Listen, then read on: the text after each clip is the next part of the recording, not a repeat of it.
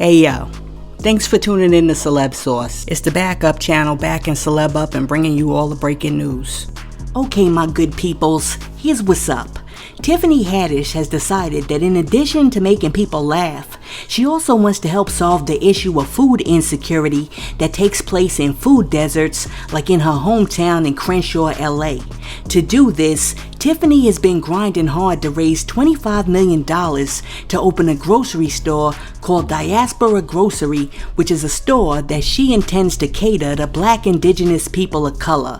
Now, in addition to providing the community with quality, local, fresh, sumptuous, sustainable food, Diaspora Groceries also aims to help people learn how to cook and properly manage their finances. During a recent interview about the new venture, Tiffany said, quote, "There will be specialty things and a normal market and a nonprofit-like educational component where people can take cooking classes and a financial literacy class. I'm a firm believer that once you understand how money works, once you understand how food works, you become a healthier, happier human being. And when you're healthier and happier, the family's healthier and happier, and the community's healthier and happier."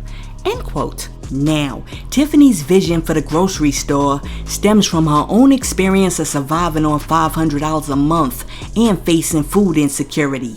When discussing her own past, Tiffany said, quote, "Food insecurity is a real thing for me, something I've experienced the majority of my existence." End quote. Now, while the grand opening date has yet to be announced, the store already has a website and is accepting applications from business owners who are Black Indigenous people of color so that they can promote authentic and lasting partnerships. Listen, this is what I'm talking about. Can we please get like a round of applause for Tiffany Haddish? Because a lot of people forget that part of like institutionalized racism is the fact that white people have always sort of been able to control where Black people live, whether it be through redlining or subprime lending. And because of that, they have pushed a majority of Black people into areas where like there's really no really good grocery stores. I mean, you can find a liquor store, a 7-Eleven, some fast food restaurants, and a check cashing place, but you can't find no Whole Foods. And because of that,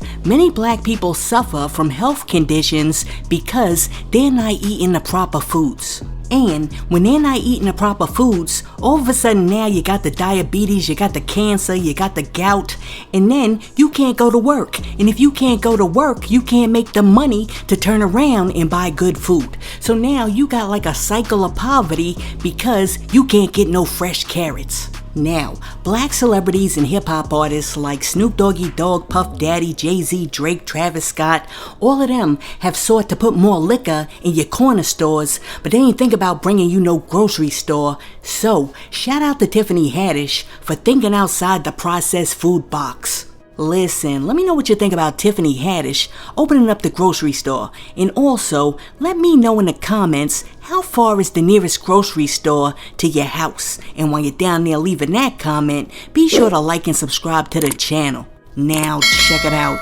According to The Sun, the royal palace in Britain quietly removed Meghan Markle's name from Archie's birth certificate. According to an article, Meghan's name was removed in 2019 and replaced with the phrase Her Royal Highness the Duchess of Sussex, which is very interesting because Kate Middleton's name is still on all of her kids' birth certificates.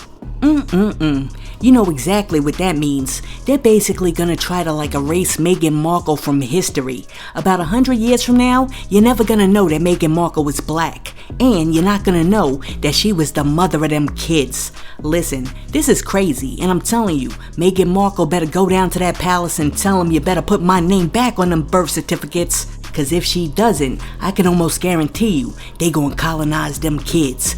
Listen, let me know what you think about the royal palace taking Meghan Markle's name off of her kids' birth certificates. Let me know what you think in the comments. Now peep this. Beyonce's mama, Tina Knowles, aka Big Bay, has filed for divorce from Richard Lawson after 8 years of marriage. According to court documents, Tina cited irreconcilable differences as the reason for their breakup and listed July 25th as their date of separation. Now, Tina also asked the court to revert her last name back to Knowles. Listen, I don't know if it's just me, but I never saw this marriage going the distance, and I'm gonna tell you why. I always thought that the breakup was inevitable because Big Bae didn't really want to be tied to Richard forever. I mean, she just needed a fine piece of chocolate to satisfy her needs after Matthew cheated.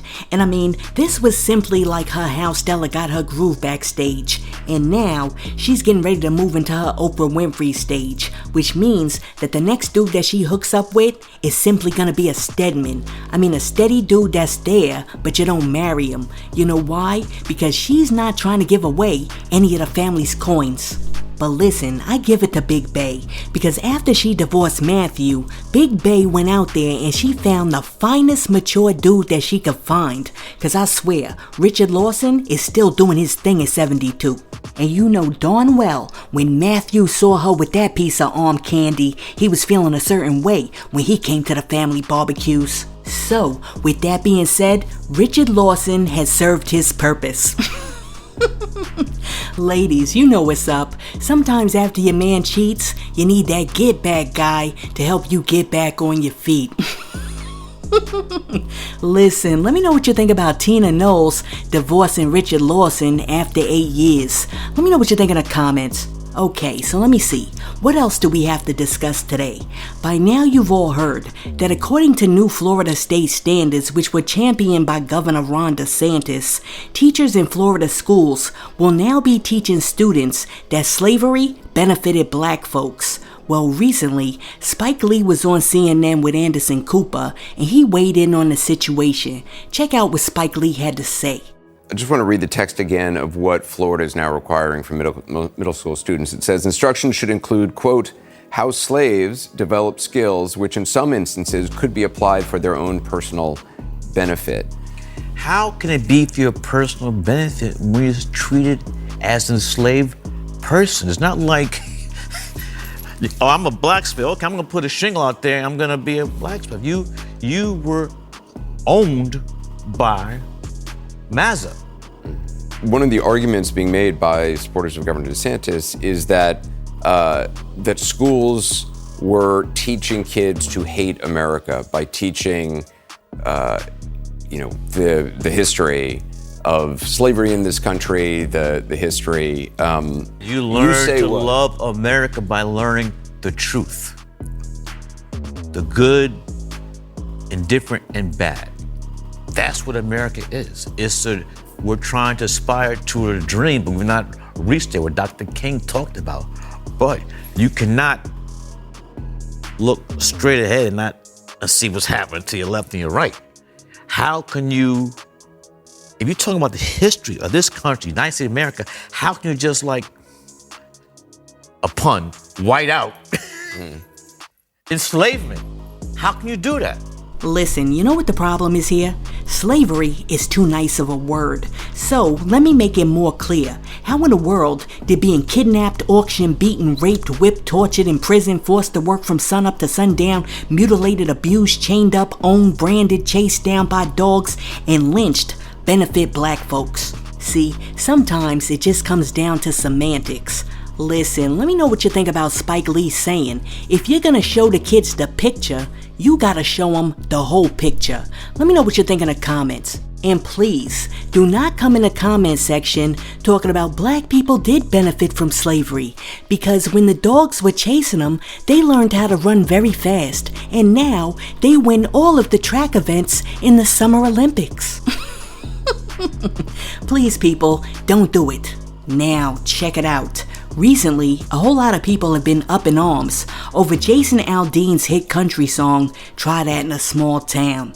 In the song, Jason says, quote, sucker punch somebody on the sidewalk, carjack an old lady at a red light, pull a gun on the owner of a liquor store. You think it's cool, well act like a fool if you like. Cuss out a cop, spit in his face, stomp on the flag and light it up. Yeah, you think you're tough? Well, try that in a small town. See how far you make it down the road. Around here, we take care of our own. You cross that line, it won't take long for you to find out. I recommend you don't try that in a small town. End quote. Well, to complement those good old boy lyrics, Jason Aldean also thought that it was a good idea to release a video for the song that depicted African Americans protesting during the George Floyd incident. But Jason Aldean didn't stop there, because he also thought that it was a good idea to film portions of the video for the song in front of the Maury County Courthouse in Columbia, Tennessee, where the lynching of Henry Choate occurred in 1927. Henry Choate was an 18-year-old African-American male who was accused of assaulting a white girl. After Choate was brought to the courthouse, a mob of hundreds of white men broke into the jail, grabbed Choate, dragged him through the city behind a car, and then brought him back to the courthouse and lynched him. Well, when you couple the lyrics with the video, it is very clear what this song is about, and a lot of people cited that this is a pro-lynching song, and they weren't feeling it. And the CMT, which is the country music television station, also canceled the song from their station. But people like Joe Rogan are coming out and defending the song, and they're trying to say, listen, we hear worse things in hip-hop.